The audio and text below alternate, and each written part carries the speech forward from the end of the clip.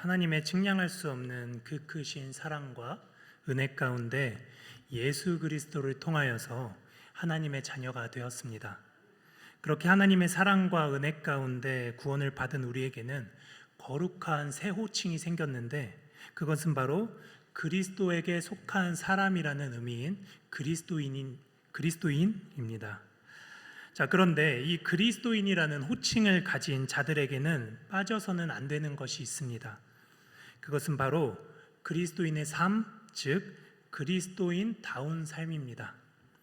사실 예수님을 믿는 사람들 가운데 믿고 구원을 받음에서 신앙이 머무는 성도들이 많이 있는데, 성경은 예수 그리스도를 믿고 구원을 받은 자들에게 믿었으니 다 되었다라고 말하지 아니하고, 이 땅에서 믿는 자들이 마땅히 살아내야 할 삶이 있다고 분명히 알려주고 있습니다.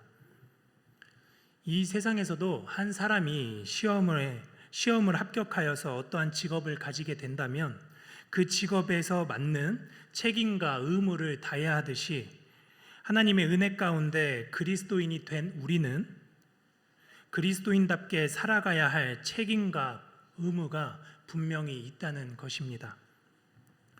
그렇다면 우리가 살아내야 하는 그리스도인의 삶이란 도대체 무엇일까요? 오늘 본문의 말씀에서 바울은 고린도 교회를 향하여서 이 그리스도인의 삶을 일깨워 주고자 합니다. 오늘 말씀을 통하여서 그리스도인의 삶은 무엇인지, 또한 왜 우리는 그리스도인의 삶을 살아야 하는지를 다시 한번 기억하며 나아가길 소망합니다. 우리 고린도전서 4장 10절 다시 한번 합독하도록 하겠습니다. 우리는 그리스도 때문에 어리석으나 너희는 그리스도 안에서 지혜롭고, 우리는 약하나 너희는 강하고, 너희는 존귀하나 우리는 비천하여. 아멘.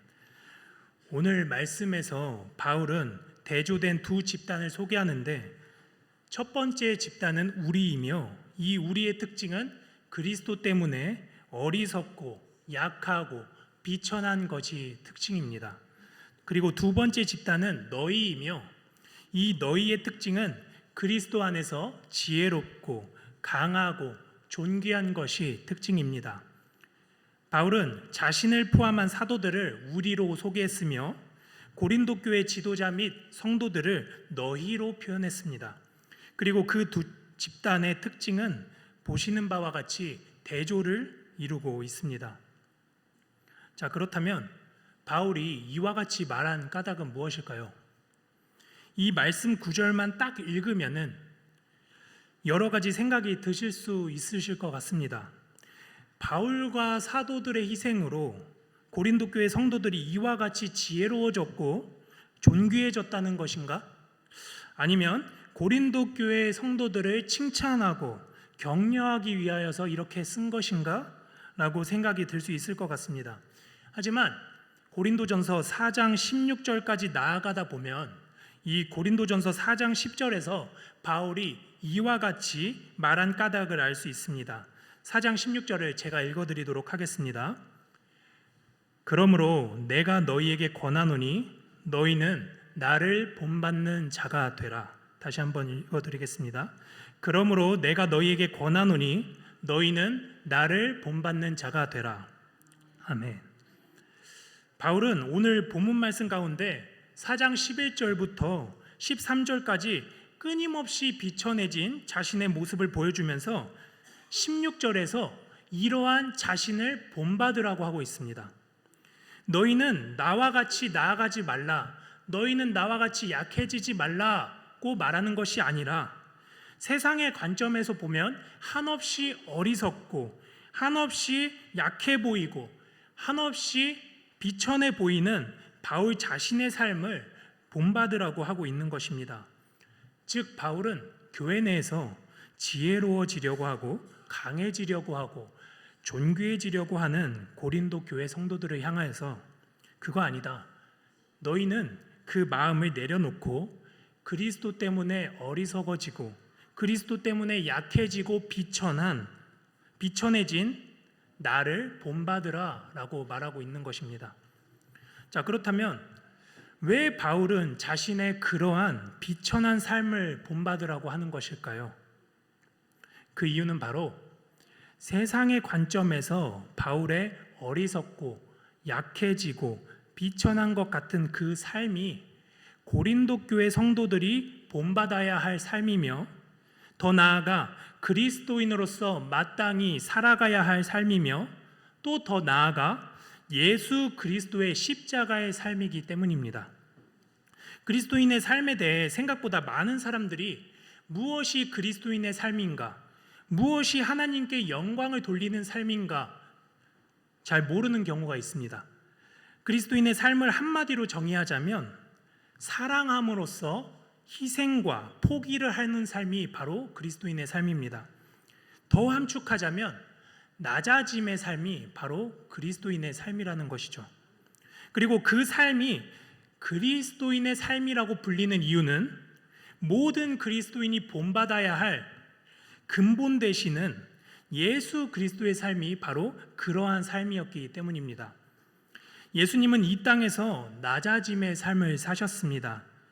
하늘 보좌를 버리고 이 땅에 인간으로 오신 것도 우리가 상상할 수 없는 낮아지심인데, 거기서 그치지 아니하시고 모든 영광을 내려놓으시고 고난받으시고 십자가에 달려 죽으심으로써 끝까지 낮아지셨습니다. 그리고 예수님의 그 낮아지심은 우리의 구원의 근거가 되었습니다. 그리스도인의 삶은 예수 그리스도를 본받는 삶입니다.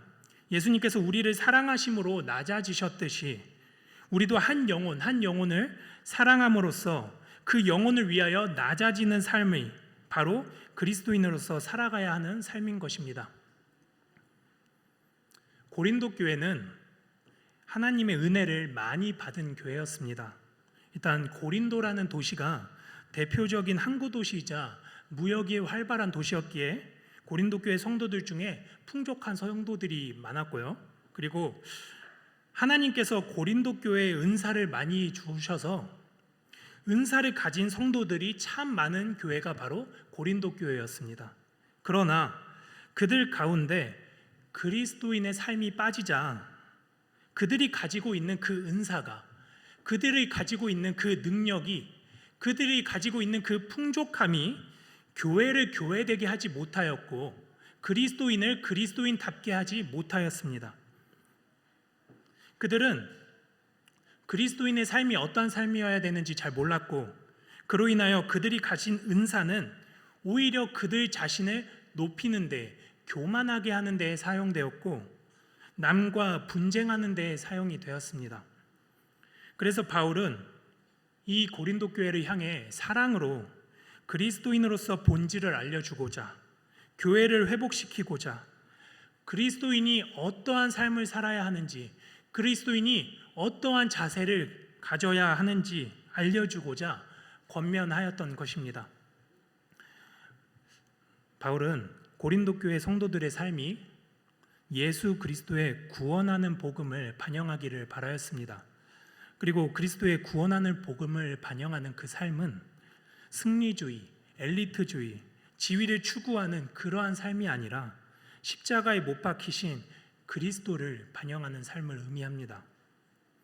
자, 이렇게 우리는 바울을 통해서 그리스도인의 삶은 고린도 교회와 같이 지혜로워지고 강해지고 존귀해지는 것을 목적으로 하는 삶이 아니라 그리스도 때문에 어리석어지고 약해지고 비천해지는 삶, 즉 희생과 포기와 낮아짐의 삶임을 배우게 되었습니다. 또한 알게 되었습니다. 또한 이 삶이 예수 그리스도의 삶임을 우리는 알게 되었습니다.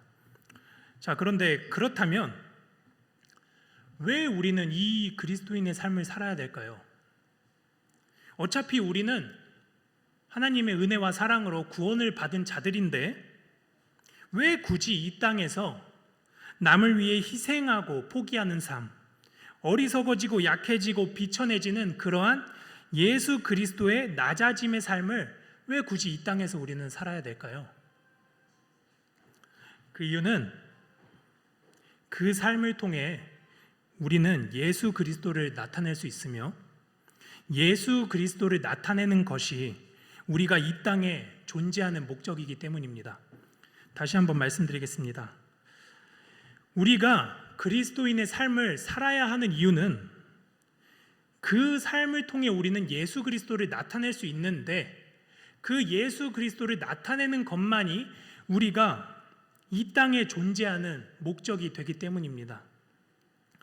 팀 켈러 목사님과 함께 현대에서 가장 영향력 있는 목회자로 평가받고 있는 존 파이퍼라는 목사님이 계시는데, 그분은 그리스도인의 삶에 대해서 말씀하시면서 그리스도인에게는 한 가지 주된 목적이 있다고 말씀하셨습니다.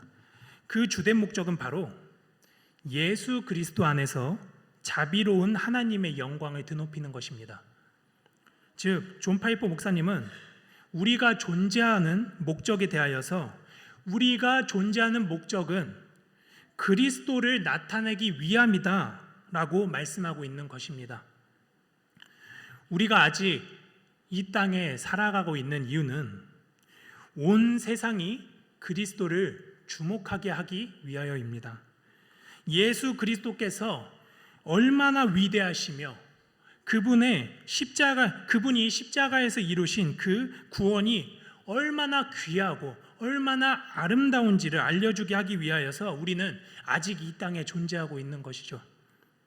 이것이 그리스도인으로서 이 땅에서의 목적입니다. 나를 드러내고자 이 땅에 존재하는 것이 아니라는 것입니다.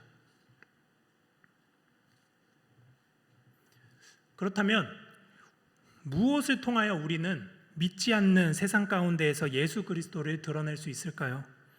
바로 그리스도인의 삶, 즉 그리스도를 닮은 삶을 통하여 우리는 예수 그리스도를 주목하게 할 수 있습니다. 그래서 그리스도인의 삶이 중요한 것입니다. 그래서 우리는 예수 그리스도를 닮아가는 삶, 즉 그리스도인의 삶을 살아야 하는 것입니다. 기독교의 도덕성은 세상의 도덕성과는 그 결이 다릅니다. 기독교의 도덕성은 그 목적이 오직 세상이 예수 그리스도를 주목하게 하는 데에 그 목적이 있습니다. 세상 사람들이 그리스도인들의 사랑하며 낮아지며 희생하며 포기하는 삶을 바라보며 예수 그리스도를 바라보게 하고 끝내 예수 그리스도를 흠모하게 하는 데에 그 목적이 있다는 것입니다. 그리고 그 목적을 이루기 위해서 우리에게 필요한 것은 그들에게 예수 그리스도의 삶을 보여주는 것입니다. 우리가 예수 그리스도를 닮은 삶을 살아갈 때 세상은 우리를 통하여 예수 그리스도를 바라봅니다. 참 신비로운 사실인데 세상은 끊임없이 우리에게 부, 또 지위, 명예 같은 것들이 중요하다고 우리를 유혹하는데, 정작 세상이 교회를 바라볼 때는 이 교회가, 이 그리스도인이 교회다운 삶을 살고 있는지, 그리스도인다운 삶을 제대로 살고 있는지를 통해서 교회를 바라보고 우리를 바라본다라는 사실이 참 신비롭고 흥미롭습니다. 저는 믿지 않는 친구들과 대화하면서 그들이 교회에 대해서 또 그리스도인에 대해서 말할 때 돈도 못 벌면서 어떻게 그리스도인이냐? 넌 사회적 지위도 낮으면서 어떻게 그리스도인이냐? 라는 말을 한 번도 들어본 적이 없습니다. 그런데 교만하고 자기 이익을 위하여 행동하는 그리스도인들을 향하여서 그 사람이 그렇게 행동하면서 어떻게 그리스도인이냐라는 말은 정말 많이 들어본 것 같습니다. 즉 세상도 그리스도인들을 평가할 때 세상의 가치로 평가하는 것이 아니라 그리스도인이 그리스도인답게 살아가고 있는지 그 삶으로 평가한다는 것입니다. 세상은 교회를 정말 많이 주목하고 있습니다. 다른 종교에 비해서 유독 기독교의 연약함이 뉴스에 정말 많이 나오는데, 이는 세상이 우리를 주목하고 있다는 것을 반증합니다. 그리고 그 가운데 우리가 세상에게 예수 그리스도를 주목하게 하려면 우리는 우리의 삶을 통해서 세상이 그분의 아름다움을 바라볼 수 있게 해야 합니다. 오늘 본문 말씀에서 바울이 고린도 교회를 향해 주는 나를 본받으라는 메시지는 어쩌면 우리가 상상하는 것보다 훨씬 강력합니다.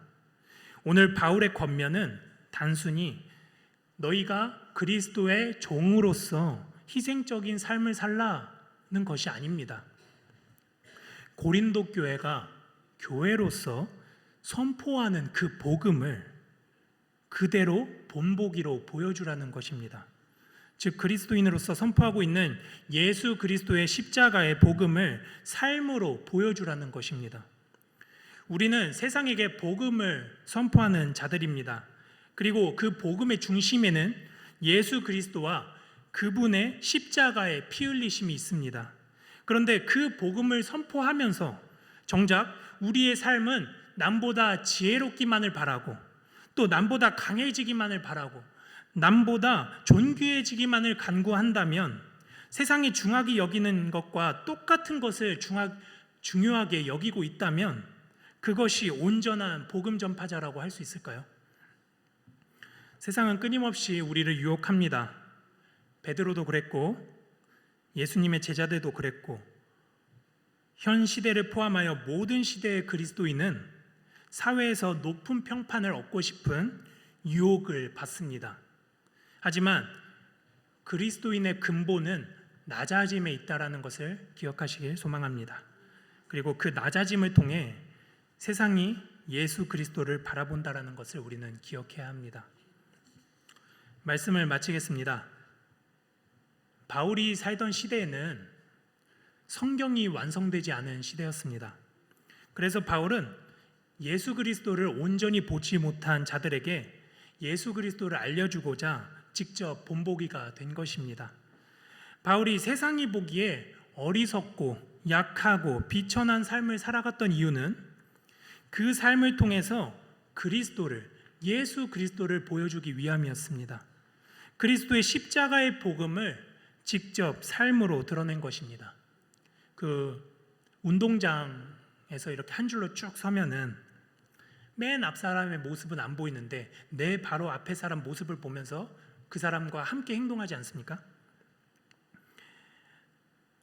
그것처럼 바울은 맨 앞에 있는 예수 그리스도를 온전히 보지 못했던 자들을 위해서, 그러한 성도들을 위해서 그들 바로 앞에 서서 예수 그리스도의 모습을 삶으로 보여줬던 것입니다. 그렇게 예수 그리스도를 나타냈던 것입니다. 현대를 살아가는 우리는 성경을 통해 예수 그리스도를 알아갑니다. 예배를 통하여, 말씀을 통하여, 기도를 통하여 예수 그리스도를 알아가고 닮아가게 됩니다. 그런데 성경을 읽지 않는, 예배를 드리지 않는, 믿지 않는 자들에게 우리는 어떻게 예수 그리스도를 알려줄 수 있을까요? 그분의 십자가의 복음을 도대체 어떻게 알려줄 수 있을까요? 먼저는 입을 열어서 복음을 직접 선포하는 것이 먼저일 거고, 그리고 두 번째는 오늘 말씀처럼 우리의 그리스도를 닮아가고자 하는 그 노력, 우리의 그 삶을 통해서 우리는 믿지 않는 자들에게 예수 그리스도를 알려줄 수 있습니다. 우리가 낮아짐의 삶을 살아감으로써 우리가 사랑과 희생과 포기와 그러한 세상이 보기에 연약한 그러한 삶을 살아감으로써 우리를 통해 그들은 예수 그리스도를 바라볼 수 있습니다. 아까 말씀드렸듯이 우리가 아직 이 땅에 사는 이유는 이 땅에서 우리가 아직 할 일이 남아있기 때문입니다. 그리고 그 할 일은 바로 그리스도를 나타내고 하나님 나라를 확장시키며 하나님의 영광을 돌리는, 하나님께 영광을 돌리는 일입니다. 그리고 우리는 그리스도인의 삶을 살아감으로써 그 일을 해 나갈 수 있습니다. 결코 쉬운 일은 아닙니다. 지혜롭고 강하고 존귀한 것이 진리가 되는 이 세상 가운데 그리스도 때문에 어리석어지고 약해지고 비천해지는 삶을 살아가는 것은 그 누구도 자신할 수 있는 이가 없을 것입니다. 하지만 기억해야 할 것은 예수님은 그 방법으로 우리를 구원하셨습니다. 그러니 예수 그리스도의 그 낮아지심을 생각하며 예수의 영이신 성령님을 의지함으로써 그리스도인의 삶, 희생과 포기와 낮아짐의 삶을 살아내는 우리 성도님들 되시기를 축복합니다. 그리고 그렇게 그리스도인의 삶을 살아내는 북서울 꿈의 교회 성도님들을 통해서 이 세상이 예수 그리스도를 바라보고 이 세상이 예수 그리스도의 십자가의 복음을 바라보게 되기를 축복합니다. 우리 이제 다 함께 찬송